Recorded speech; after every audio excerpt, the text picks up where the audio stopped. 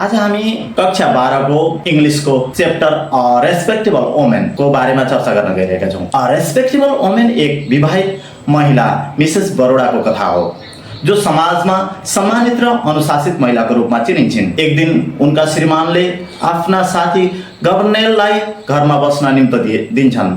सुरुमा मिसेस बरोडालाई गवर्नेलको उपस्थिति मन पर्दैन किनकि उनी शान्त साधारण र अपेक्षा गरे भन्दा फरक स्वभावका हुन्छन्। तर बिस्तारै उनलाई गवर्नेल प्रति अचम्मको आकर्षण महसुस हुन थाल्छ। यसकारण उनी भित्रभित्रै समाजको सम्मान र आफ्ना भावनाहरू इच्छाहरू बीच द्वन्द्वमा पर्छिन्। आफू विवाहित भए पनि यस्तो भावना आएकोमा उनी अल्मलिन्छन् र दोषी महसुस गर्छिन्। पछि उनी आफ्नो भावना नियन्त्रण गर्न केही समयका लागि त्यहाँबाट टाढा जान्छन्।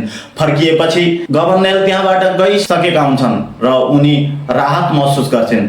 त्यसपछि उनी श्रीमानलाई गवर्नेललाई फेरि नबोलाउन आग्रह गर्छिन्। अन्त्यमा उनले आफ्ना भावनाहरूलाई नियन्त्रणमा राख्दै सामाजिक मर्यादा र वैवाहिक निष्ठालाई प्राथमिकता दिन्छन्। यस कथामा लेखकले महिलाको आन्तरिक मनोविज्ञानलाई गहिरो रूपमा प्रस्तुत गरेका छन्। मिसेस बरोडाको व्यवहारमा समाज सम्मानित देखिने व्यक्तिभित्र पनि दबिएका भावना, इच्छाहरू र मानसिक सङ्घर्ष हुन सक्छन् भन्ने देखाइएको छ।